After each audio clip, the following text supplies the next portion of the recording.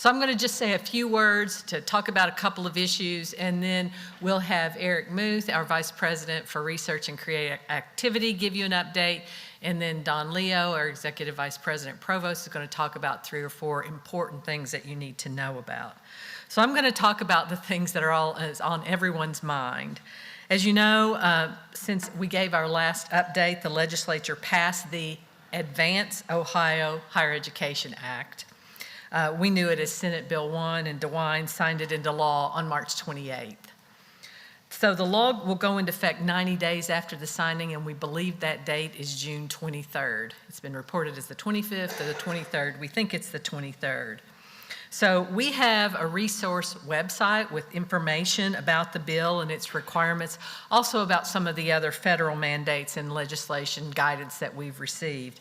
So you can go to ohio.edu/legislative-info, all right?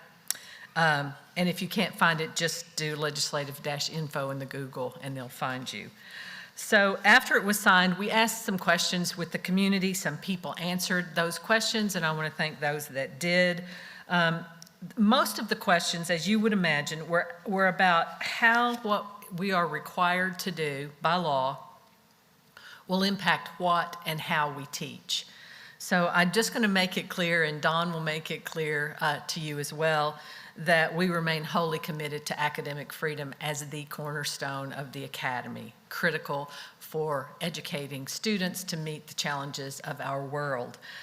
So there's a section in the bill that directs that students be allowed to reach their own conclusions about all controversial beliefs, but it also explicitly protects the ability of faculty to exercise professional judgment about how to accomplish intellectual diversity within an academic discipline.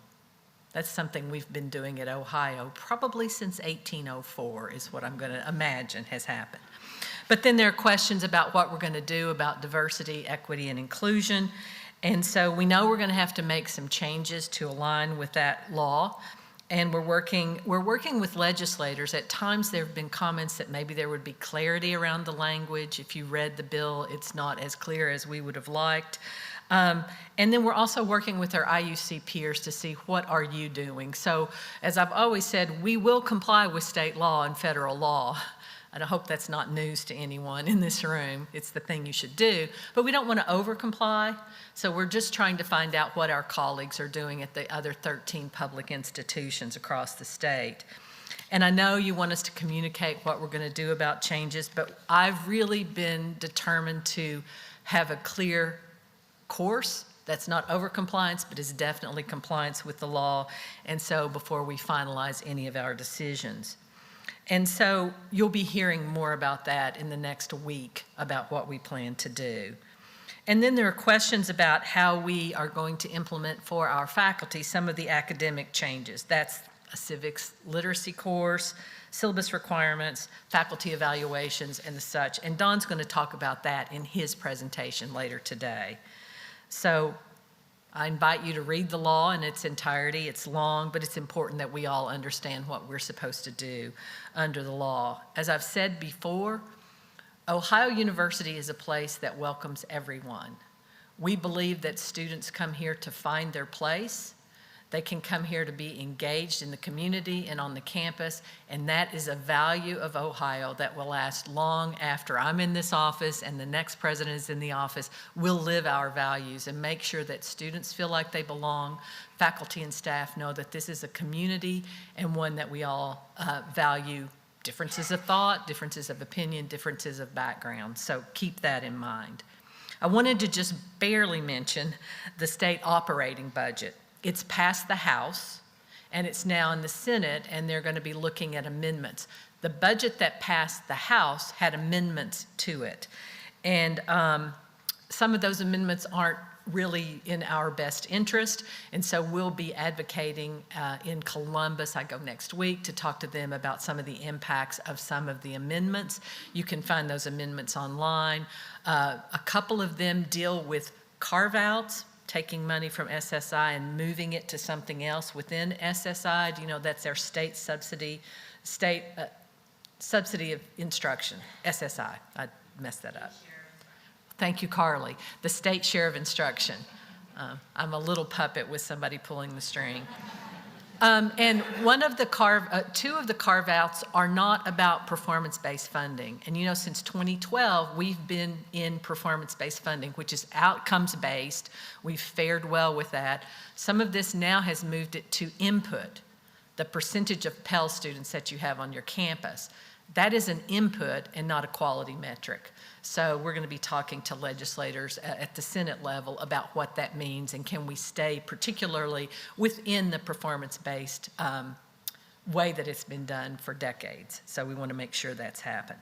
So we're going to be talking about those that impact Ohio University particularly, and then we would expect it would go to the full vote, to the Senate for a full vote in mid-June, and then likely the governor will sign it by June 30.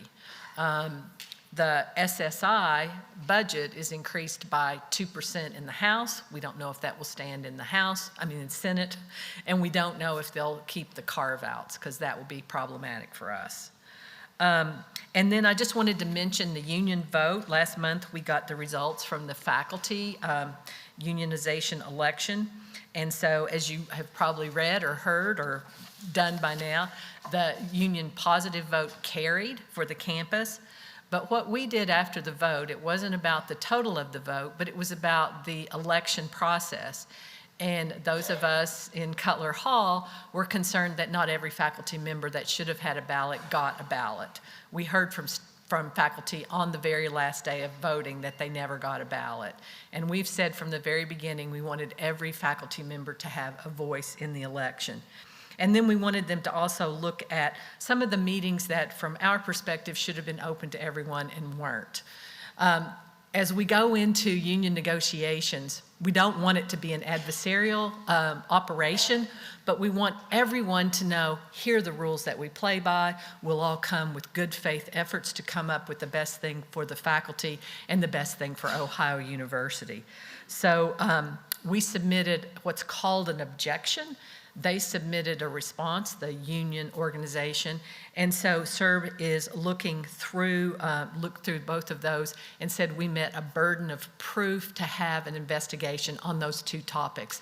If you go to the website about union, you can read our response to SERB, and that information is up there so you get more information. So I've shared lots of information without sufficient detail, and I know that's what you all think, but I think that's about as much detail as I want to share at this point. I want to end on a positive note. In the academy, there are two bookends that make us realize how lucky we are to work here. One is when students first come to campus for the first time. That happens in August. We march them up Richland Avenue, and they go to the green and get involved. But the one that says, job well done, faculty and staff, is coming up next week, and that's commencement.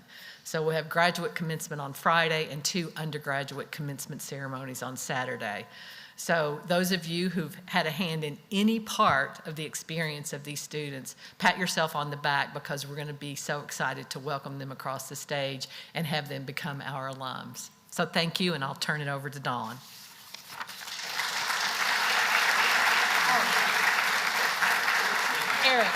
Eric. She really still does believe we're twins, so I can see why she's mixing us up. That's a longer story, but I'm happy to tell it in a different venue.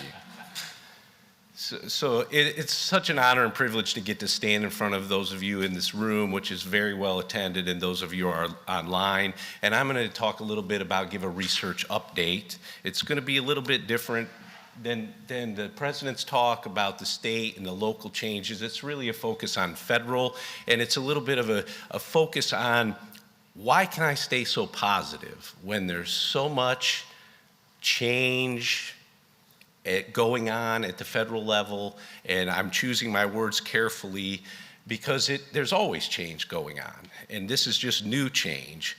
So I'm going to try to balance, because I think both things, as a colleague said in a recent talk that she gave, both things can be true at the same time. You can have all of the things that have a negative lens going on while maintaining a positive lens. And I am person that's try to be a transparent leader. And so I try to be authentic and share things, and I want to make sure that you all, if you have questions after today, please ask them. My team and I just recently had Associate Vice President for Research Administration join, Dr. Kim Littlefield, so I have more help on my team to answer questions, and we're here to do so. My positivity is informed by what I helped do at my previous university during COVID. And during COVID, when you all lived through it, we all lived through it, when things were very bad, we kept our research operations moving and we slingshotted out of COVID. And that's the strategy I'm trying to lead us through as we go through this. But I'm going to start with impacts, then I'm going to move to opportunities, and then I'm going to tell you what you already know, the great work that you're doing and the great success we're having. So there have been real impacts, and every one of these impacts, not only is there money, there's time lost and progress lost. And I want to acknowledge that. My office, some of you in the room or online, you have good projects going on that you worked hard to propose and execute, and we're getting what's called a stop work order from the federal government, and the work stops. We're trying to help and work with deans and department chairs where we can to help that work come to a good and logical conclusion. But we've had 10 of these, and there's real money. That 683.8K is what's our money. There's also subawards and other impacts going on. That's where we are right now, 10 awards, and that's the real effect. Equally importantly, as in this graphic that you see, there's been a broken gear thrown into the machine, and that's a shift in federal priorities. Recently, NIH and NSF are talking about that is the language they can use when they have stop work orders. They can say we have had a change in priorities. They're shifting away from things, some of which have been in our dynamic strategy, clean energy, climate change. I'm not going to read all of these, you can read them, but there's a shift away from certain things. So when you're a scientist, you've been through this before, you have to not drastically change what you're doing, but figure out how can you do some things adjacent to your main line or offer some skills to other teams to be able to get involved in the research game. Because there are opportunities, which I'll get to in a second. I want to tell everyone that there is a website that I'm working with University Communications to help keep up to date with guidance. So please, if you have questions, and we're trying to take frequently asked questions, and we're trying to put the federal guidance out there, it's pretty comprehensive, and I'm doing a lot of the content creation on there, so you're hearing directly from me in a lot of cases, or we're referring to documents that I have read that are very transparent and help clarify the situation. So there are opportunities happening, believe it or not. One is there's currently a push to reduce regulatory burden. So we are fortunate that we spend money on memberships. We are members of most of these organizations, National Academies, that's not a member organization, but they have formed a panel that I'm following very closely, the work of that panel, and there is a very good, competent group working behind the scenes to try to figure out, okay, if the federal government is going to lower the cost reimbursable facilities administrations or indirect charge, what regulatory burdens can be reduced. So that conversation is happening. The other is coming up with a regional indirect model. That is driven by member organizations, Council on Government Relations, APLU, and UIDP. Those are organizations that myself, my team, and some others on campus participate actively in, and they are advocating on behalf. There is going to be a negotiation. I'm optimistic that we're not going to land at 15%, although it's likely in the next week or two, DOD is going to come out with a letter that caps at 15%. That's the word on the street. But this negotiation is going to happen. Those things are part of the federal government's stating where they're going to start the negotiation. That's my belief. Hopefully where we end the negotiation is closer to something that we can reasonably operate from, and that certain costs will move from indirect costs to direct costs. The White House is starting to articulate federal priorities. And those of you preparing grants, I call your attention to a letter to Michael Kratsios, the director of the White House Office of Science and Technology Policy. You can find this letter. I've linked it on that website that I referred you to. It calls out some questions, and I encourage you to read this letter. How can the United States secure its position as the unrivaled world leader in critical and emerging technologies, maintaining our advantage over potential adversaries? Emphasize DOD, not necessarily NIH and NSF. How can we revitalize America's science and technology enterprise? Changing the way we fundamentally do business. These are some of the things telegraphed in this letter. How can we ensure that scientific progress and technological innovation fuel economic growth and better the lives of all Americans? Where we live in Appalachian region, that's talking to us and our work. And if we lean into it, it's an opportunity. So I encourage you to look at that letter if you're preparing proposals. We have to be cognizant of the reviewers and the language that they're going to be asked to compare our proposals against. And this is the first reasonable writing I've seen telegraph what some of that language is going to look like that we'll see trickle down to agencies. Okay, how do we align our priorities with potential opportunities? So we engage with Van Scoyoc associates that do, I've spent a lot of time working with their science advisor, and they're trying to sense make. This is now sense making. It's not guesswork, but it is also not, in fact, in truth, it's somewhere in between. But these are areas that we should be thinking about, and thinking about how do we take some of the things that we already have in our strategic plan and maybe just move them a little bit to align to some of these things. And the details are in there. You see energy, fossil fuels, we've been in that space. We've been in an extraction economy. We know what that looks like. Okay, how do we take that and leverage that as a strength? Space, health, biomedical. The switch from treatment to preventative care. That is exactly what our medical school does. How do we lean into that? Defense, AI, and artificial intelligence is called out independently. In the 15 hires that we just did, and those of you actively participating in the searches, many of those hires called out AI applications. When those new faculty come on campus, how do we get to them together, make sure those, coupled with the people here already using AI applications, form a cluster where we can have an emerging area in AI applications.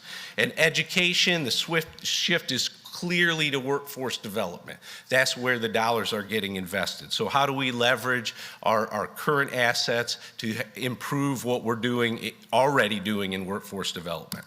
All opportunities. So I want to switch now to where are we? How are we doing? And I'm starting to get data out of my unit, and you're going to see more data. I'm a scientist. I'm a data-driven guy. I want to see the data. So this is the first crack at producing some data that I can share. And what you're seeing in each of the tables is a time frame. It's from July of this fiscal year to February in the top, which is proposals and amounts requested. And in the bottom, it ends in January. So it says July through February, but it ends in January because we lag a little bit on logging awards compared to proposals. And I couldn't make it any more recent because you all know that we are switching away from Leo, and I don't mean Don Leo, I mean Leo, which is our research application, to Caillou, so we have a lag in data. But our 5-year average is 463 proposals submitted. We submitted 477 this year. We asked for $168 million. On average, we asked for $184 million this year. We are above our average ask. That's the good work that will slingshot us out of this time that we're in currently. On awards, we're still winning awards. So yes, we've had some stop work orders, but you all doing the hard work are winning. 345 on 3-year average, 351 this year, 55 million awarded on average, 69 million this year. So yes.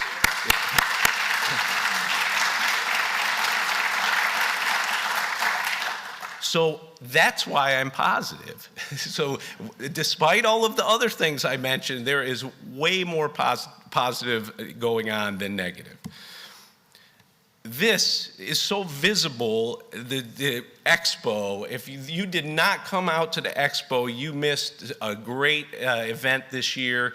I shifted the venue. The first thing I did when I got here, I toured the spaces. I heard that this event happened in the convo, and I said, this just doesn't make sense to me. You can't see it. This thing sounds huge. I want to see how big it is. And we were fortunate with the help of Brian Mershon, who really did a lot of work on this. We moved venues, and how powerful it was to see all of those folks. And it's a small picture, but that was in what is it, the Walter Field House? Is that correct? And look at the mass of posters in there. And those estimates that I have are a little off, I think, but we had over 280 undergrad presentations, over 200 graduate presentations. Guess what? That work didn't happen on their own. Every one of those projects had a mentor. Multiple of those projects were teams and not individual students. A huge student involvement. The research impact, it's too much to talk about. I highlight our website. I'm working with University Communications to try to make sure we're celebrating the great work that you all do. I came here because of that work, and it's still going on. And I'm going to do everything in my power to ensure that it still goes on. So I thank you for the great work that you're doing. So to end and close, I found this quote, and I believe I was in the Navy, if you don't know that, and so this resonated with me. For me personally, perpetual optimism is a force multiplier. That's what I mean about staying positive, paying attention, doing what we can do, and continuing to move forward. And I believe we will be better for it a year, 2 years, 5, 10, 20 years from now than what's going on today. So I thank you for your attention and for all that you do. Thank you.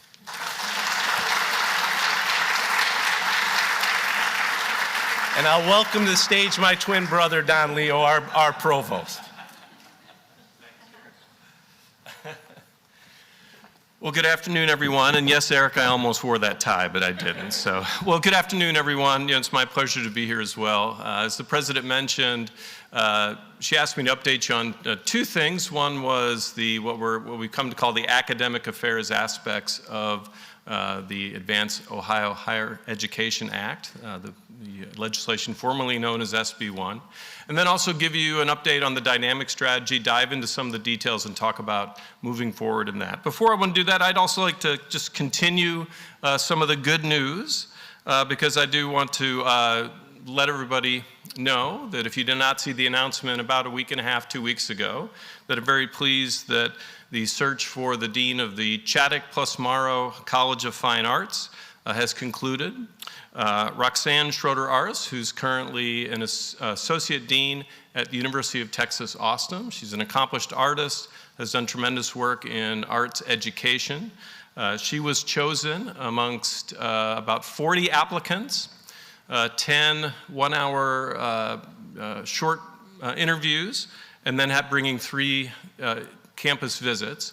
And I'm just so excited. I think she'll bring great energy to the college. She's incredibly excited about all the investments that are going on in the fine arts here at Ohio, and I think she'll be a great next leader for the Chaddock plus Morrow College of Fine Arts. I do want to take a minute and just thank a few people. First, I'd like to thank all the members of the faculty, staff, as well as students of the College of Fine Arts who joined in the search process. There was tremendous engagement in all the aspects of the visits of the candidates, so I appreciate all the work that was put in. I especially want to thank the search committee and the chairs, the co-chairs of the search committee, Professor Travis Gatling and Dean Ando. I'd like you to join me in thanking them for their work. I know many of you have served on search committees at any level. It's always a lot of work, and especially for a dean search committee, I really want to commend them. I also want to take a moment and also have you join me thanking Interim Dean Jody Lamb. He's done a great job of leading the college over the last year, especially given the fact that the patent building for arts and education, which had the groundbreaking yesterday. He's led them through the process of getting to the next stage of that, and it was so exciting to see the groundbreaking yesterday. So please join me in thanking Dr. Jody Lamb for his service as interim dean.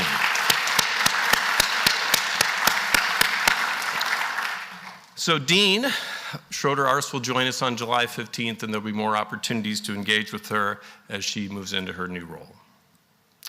So as the president mentioned, we wanted to take some time and discuss what we've come to call the academic affairs provisions of the new Advanced Ohio Higher Education Act. Of course, this was the legislation that has been called SB 1. You know, as the president touched on earlier, there's a number of important aspects with this act with respect to diversity, equity, and inclusion, as well as other aspects that are going on currently in legislation. Again, I join the president in encouraging everybody to take some time and read the legislation. And I say that because if you look at the legislation in total, there's a significant number of aspects that impact our academic affairs functions. And the president has asked the provost's office to take a lead on ensuring not only that we can comply, but we comply in a way that reduces the burden to the faculty, makes sure we have a commitment to shared governance, and also does it in a fashion which allows us to engage our board of trustees, which has to be engaged in a few aspects of compliance. So let me take a minute, because I know the faculty have been very engaged in this, the academic leadership as well. We've talked about this at Dean's Council, my provost senior staff, and I know the faculty have talked about it at length throughout the last couple months. But I thought I'd take a step back, because not everybody might have been as engaged in the academic aspects of this new legislation. So the new legislation, the Advanced Ohio Higher Education Act, has a number of provisions in it which affect academic affairs. And the list you can see on this chart is not exhaustive. There are others. I'll talk about those in a minute. But aspects of our faculty evaluations, other faculty policy, workload for faculty is included,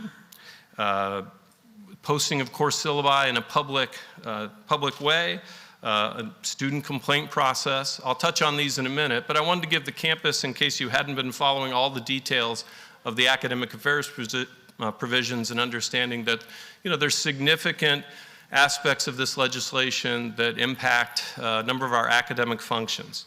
And I sent out a message earlier in April, and I would just reiterate the president's commitment to academic freedom. I know I've been talked to a number of faculty as well as the academic leadership with respect to their concerns regarding their ability to teach certain subjects, offer certain classes. We've had a number of questions that have come up through the portal over the last several weeks on this topic, and I just want to reiterate what the president said, is that we'll protect the academic freedom of our faculty, because as the president mentioned earlier, the language in the bill, we believe, protects that as well.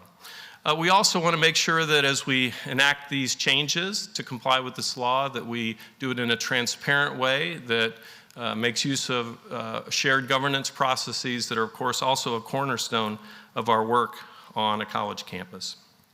So I want to show you a couple charts, and I apologize in advance.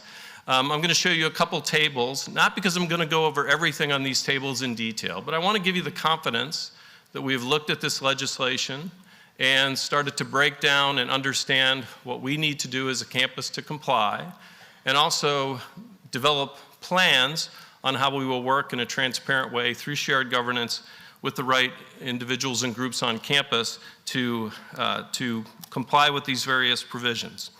And I'm going to have to put my glasses on, because that's much better. So these next two charts, I apologize, are a little bit of an eyesore, but I wanted to give you confidence that we've looked through the legislation.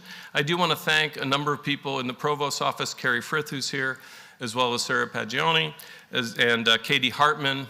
Initially, even before the legislation was passed, I asked them to take a look at the legislation as it was being drafted and really break it down so that we can understand that if the legislation was passed, and of course we know it was, we could be prepared to move quickly to ensure compliance, but do it in a way that was transparent and utilize shared governance. And so I won't touch on every one of these, but if you look through the new law, you'll see that there's a requirement for us to have an intellectual diversity affirmation of commitment.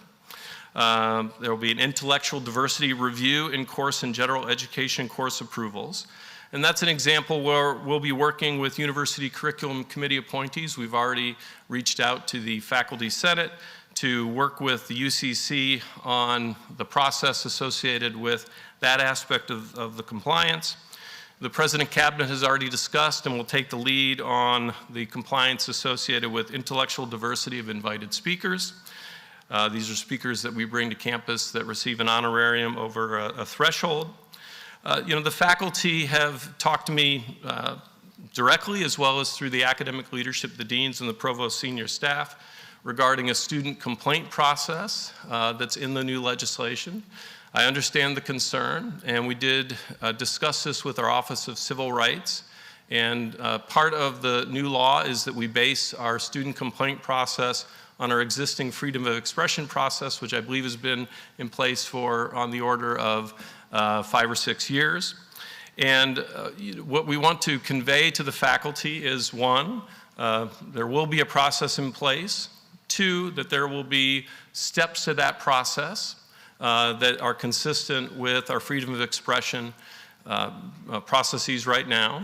And I also want to just emphasize the fact that those multiple steps, if they do lead to a hearing due to a student complaint, we have trained panelists amongst them who are faculty who will hear that complaint. And so the point is that, yes, this is a new process. I understand that the concern that the faculty have regarding this new part of the legislation, but there will be a process in place, and one that will offer faculty protections to ensure that there's due process if a complaint is brought forth. And I should go back and correct myself, because if you look at the legislation, this is not only a process that can be initiated by a student, but it could also be initiated by a colleague or another peer on campus.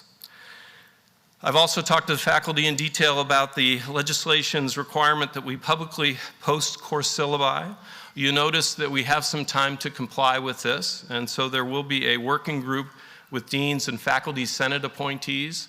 We've already started working with our registrar's office, and I want to thank them for their support on understanding what tools and software applications we have available to facilitate this.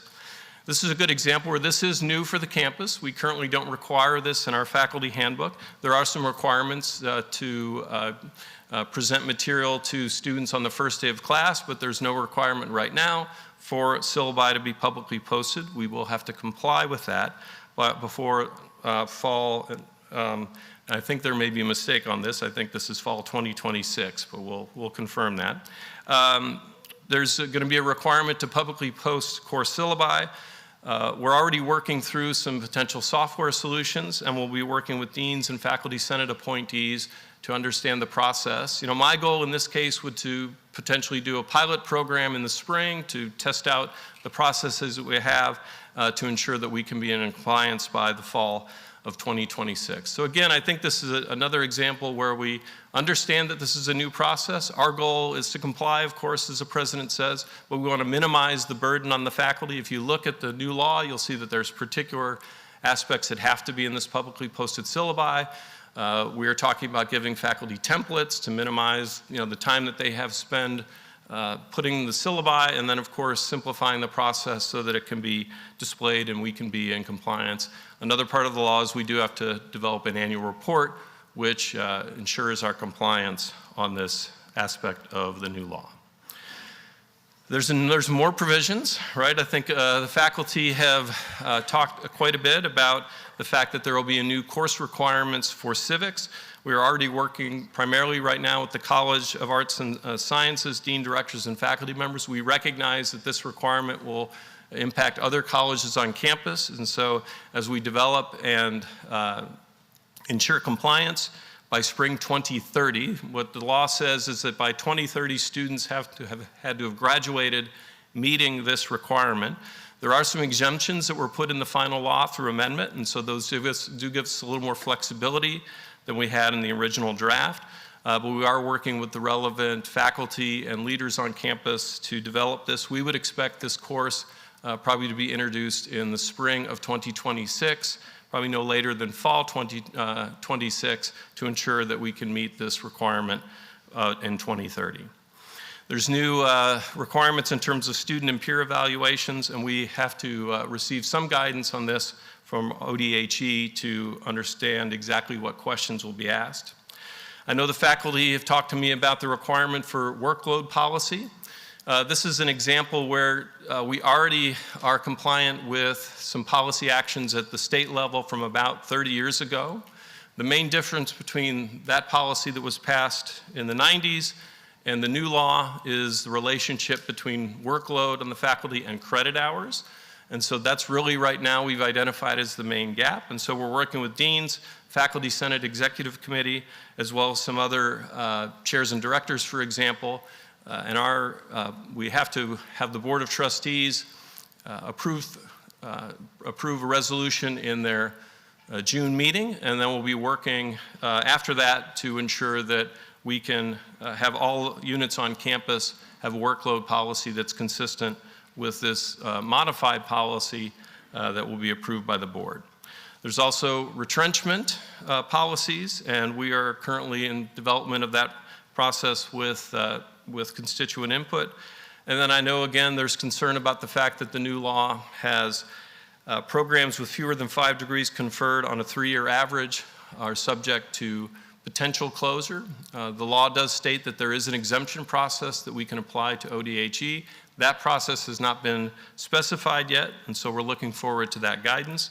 But I want to give you confidence that we are working with our institutional effectiveness and analytics, the deans and others, to ensure that we have a process which accurately reflects those programs that may be meeting this threshold. And we're also working with the Faculty Senate Executive Committee to understand the process that we will use to either determine an exemption or move forward to be in compliance. I know that was a lot. I apologize, but I think it's important to give everyone on campus, but especially our faculty, an understanding that we're looking at this in very much in significant detail. We're understanding that what we need to do, and we have work groups and the right shared governance processes on campus to move forward and make sure we're in compliance in the right amount of time. So as the president mentioned, we want to be very transparent about this, and so the website that she mentioned earlier, all this information can be found. What you will find today is that we've developed charges for each of these work groups, and by the end of the week, we will have the membership of the work groups posted. So those would be individuals that you could discuss with this as we move through this process. I want to thank Robin Oliver and UCM team. They've actually given us a direct link to this information. It'll be a little bit easier than going to the main landing page, and that link will be inserted and will be in the charts and the documents that you get after this presentation when the University Updates presentations are made public. So thank you for that. The last thing I wanted to mention is give you another update on our dynamic strategy. The president asked to provide some additional information on what we've done since the January update. Just as a quick refresher, in January you recall that we indicated we had put together some executive leadership teams, which are a combination of President's Cabinet as well as Dean's Council, to oversee each of the 4 pillars: learn, discover, engage, and work. In addition to that, we put together a group called the Implementation Advisory Group, which is about 36 faculty and staff from really all across campus that have helped us assess some of the progress we're making and give us some feedback. What I want to do today is go into some more detail about the progress that we've made, and then the president will be giving an update to the board at the June meeting in the middle of that month. So for the Learn pillar, I've been very pleased with the work that we've been doing. You probably know that one of President Gonzalez's goals is to make us not only an R1 institution, as you heard Eric talk about, but a T1 institution. And we have made progress on that. We have developed a collaboration with the John Gardner Institute for Undergraduate Excellence. We've had a number of conversations with them. In short, this is a topic that really nobody has made a lot of progress on this. There's been some discussions nationally. So what we've decided to do is host really a first of its kind meeting here in August 2025 to discuss and explore what does being a T1 institution mean. We've invited on the order of about 10 or 12 other institutions, a variety of different types of institutions, to send representatives, and we will be working in August to create what I think of as a position paper, which will be a first step on this road. And our goal would be to use that position paper to engage a larger number of constituents and move towards developing something that's kind of akin to the R1 status, but focused on teaching excellence. And so more to come. Certainly in the fall, we'll have more information on that. We've put together a student success data working group. We have a large number of student success initiatives on campus. Hopefully you know that for the Athens campus, our retention rates from first year to second year are the highest they've been in 20 years, about 84%. We're maintaining on the RHE campuses fairly stable retention numbers, but I think those numbers demonstrate that we can always do better, right? So this Student Success Data Working Group is individuals, about 20 individuals across campus, that are looking at how do we use data more effectively to help us develop initiatives that will improve those numbers and improve those other metrics associated with student success. As you know, experiential learning is a key part of the dynamic strategy, and we have a number of initiatives going on. I'm very pleased, and I appreciate Dean Dave Nguyen for providing this information. But as you've heard the President say in the past, we significantly increased the number of applications we have for experiential learning awards and significantly increased the number of students who benefited from these awards. This is in no small part due to the funding that the President has provided through her President's Circle Fund, which has helped us increase the amount of resources that we have for experiential learning. And you'll see that over the past fall and spring semesters, we have over 200 students. That's about double the number for the average in the past years, and nearly a little over $180,000 of funds expended. And so you can see the average award to students is just shy of $900. And so, this is a great example of some immediate impact that benefits our students and provides new opportunities for experiential learning and co-curricular development. And then finally, I want to thank the Center for Teaching, Learning, and Assessment because they've developed an experiential learning workshop for faculty. That's going to be started in the summer, and sign up is now open, and you can see the link there. So faculty are interested in understanding how to develop new opportunities for their students in their class to incorporate experiential learning. I strongly encourage you to look at this opportunity, and we expect about 60 faculty to be an initial pilot, and we want to continue this in the future.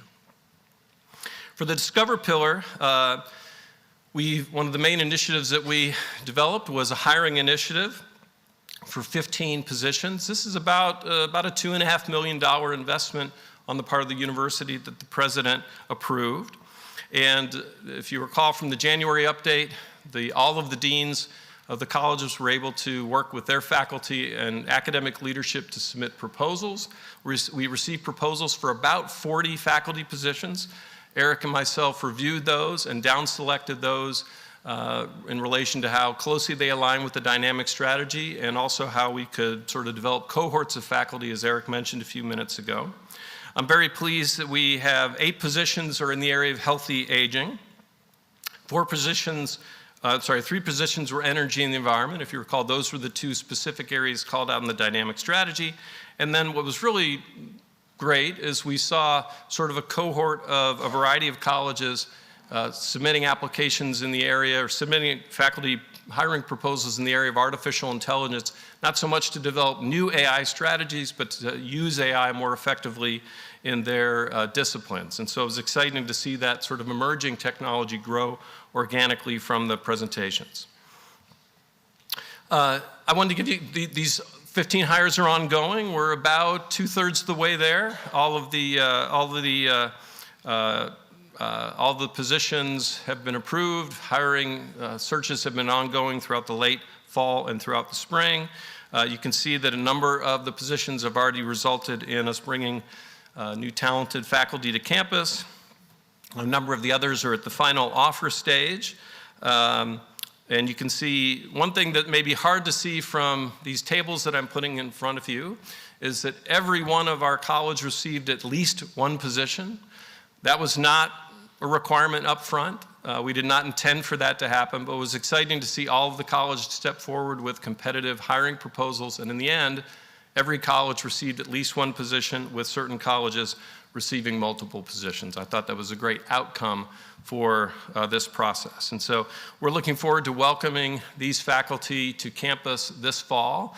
You know, as Eric alluded to in his remarks, I think what we need to do now is bring these faculty in, give them the professional support to work together on grant funding initiatives, also get them plugged into all the other talent on campus, especially groups that work already in these areas, and make sure that they get welcomed and hit the ground running in terms of helping us grow our research and scholarship and instruction in the future.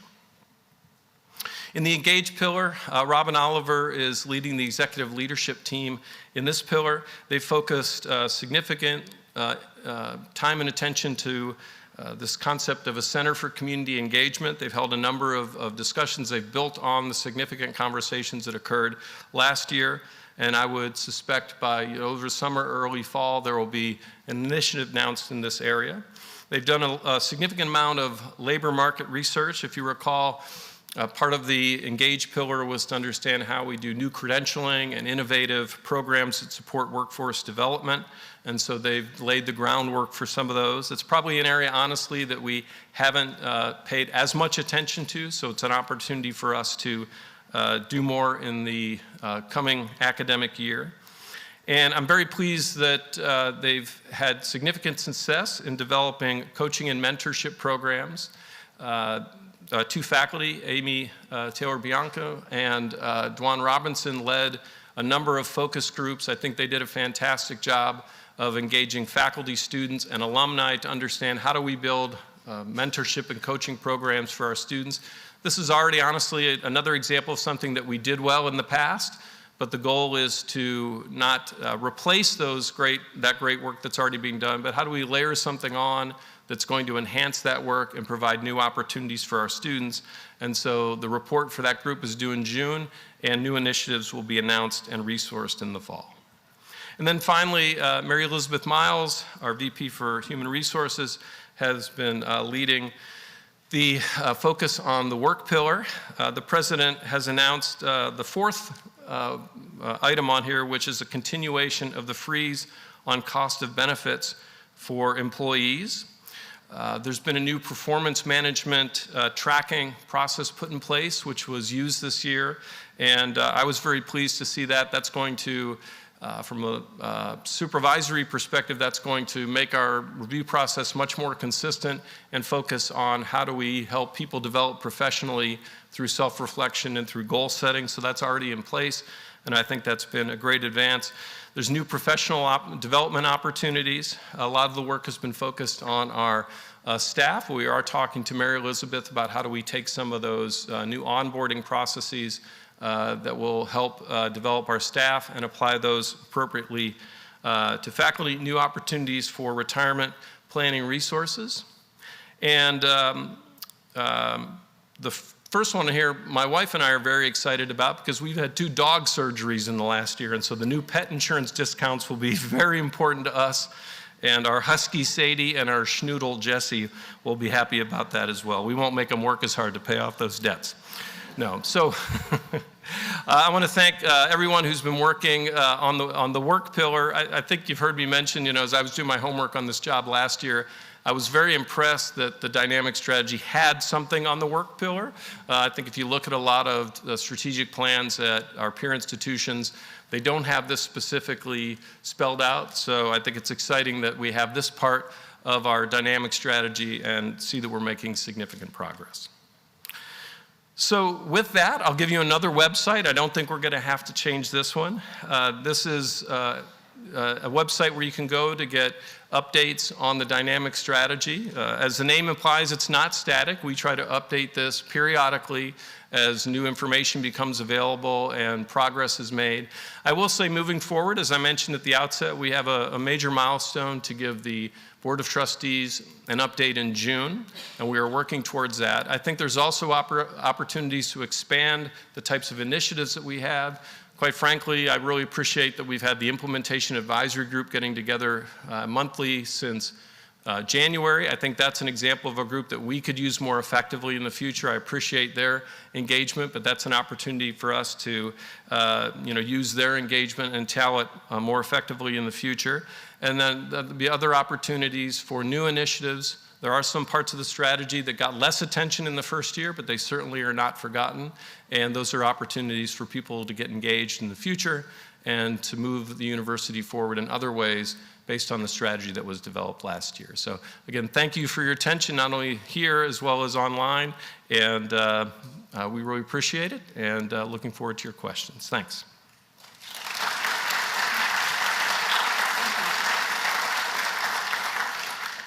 So if you remember that if you have questions, you go to the President's page under Updates. If you scroll down to the bottom, you can put your questions in, and then we post those on the website. So that's there. I've been in higher education a number of years. This has been the most challenging time that I've experienced as a person in the academy. There are many decisions that we're making that if we hadn't had legislation, we probably would not have made. But I will tell you, if you're going to be in a challenging time in higher education, Ohio University is the place to be for those. We will make sure that we're better on the other side of that. So if we all work together to figure out what's best for our people and our students, we will do well. On Thursday, I hope you come to the College Green. We're having an ice cream social. I think we're going to move the ice cream into this room to store it until we have the social. So don't come early and get some. It'll just be our storage facility. Thank you for all you do every day for this university. It's a great place, and it's because of all of you. So have a wonderful day. Thank you.